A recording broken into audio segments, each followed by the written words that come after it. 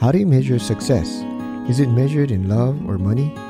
There's a very popular song by Loggins and Messina. The lyrics went something like this: even though we ain't got money, I'm so in love with you, honey. Everything will bring a chain of love. I think when we are young and in love, we believe that life is all about love, and if you have love, then everything will fall into place. The song goes on, and the little boy is mine. Now I see a family where there once was none. Now we've just begun. For most people, this is a point where the reality and responsibilities of life kicks in. I remember when I first held my baby girl, I looked at her and thought, wow, she's so precious. I've got this great responsibility in my hands. I need to be there for her.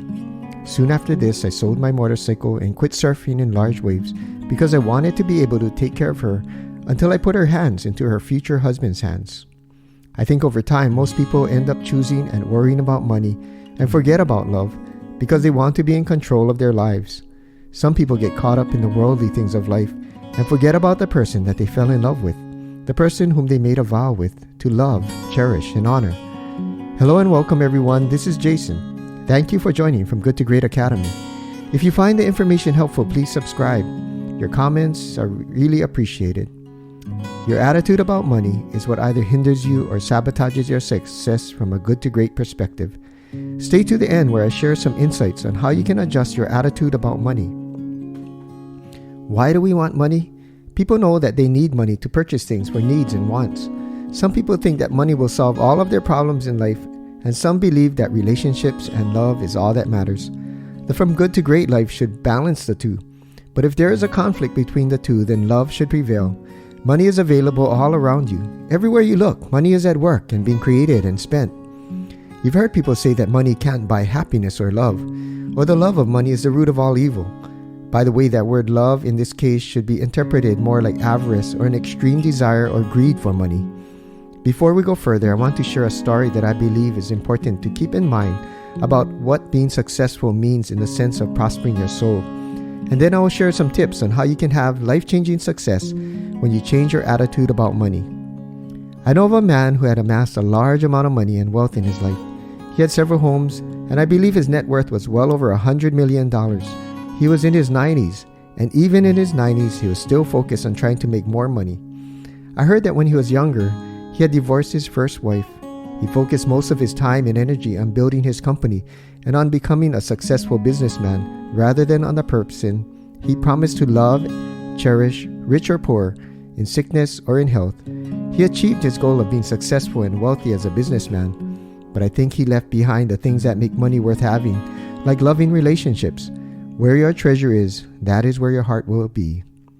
I know of another wealthy person who loves and enjoys being with his family. He spends time helping people in need, and he still enjoys his work. You can see the life and passion in his eyes when he talks about the things he does. Money can't buy everything, but in his case, money works for him. He isn't a slave to money. I think he's very rich in the intangible things as well, like family, love, charity, integrity, and honor. He can help people, take care of his family, and still enjoy creating great wealth. In my view, one of these men is still poor, and one is truly rich, even though they are both financially wealthy. Prospering your soul as well as your wealth is important. I want to share some insights on how you can change your attitude about money to be successful and rich in both money and loving relationships. You don't have to give up one for the other. Number 1, change your attitude about yourself. Then you can change your attitude about money. The From Good to Great journey is about prospering your soul and your life. Some people have low self-worth or low self-esteem and subconsciously don't feel that they are worthy to have a lot of money. If this is you, then you need to know and understand that you are valuable. Money isn't a measure of who you are, but your attitude about yourself will noticeably affect your finances. You're worthy and enough the way God created and designed you. For some people, this may be extremely difficult to accept, and you may need to work on getting your subconscious to believe it. You can do this by tapping and meditating, listening to positive words and affirmations, or writing them out on Post-its and placing them in your environment where you can see them every day. Number 2, change your attitude about money. Think of money as one of your tools that will enable you to live a great life. It isn't everything, but you do need money to invest into your life's purpose. You don't want to be living from paycheck to paycheck, or worse, struggling to move forward because you're in debt to others. Have a good positive attitude about you having and keeping money. As I mentioned before, many people have heard that the love of money is the root of all evil. Many have taken this to mean that wanting or desiring money is evil. It isn't. Money is useful and necessary for your good to great journey. Think of it as a tool that can do all kinds of good or evil. It just depends on whose hands the tool is in. Why do you want only evil or greedy people to have the use of this tool? You can do as much good just as the person in the story who was able to help others in need as well as his family. Start now. Program a new belief.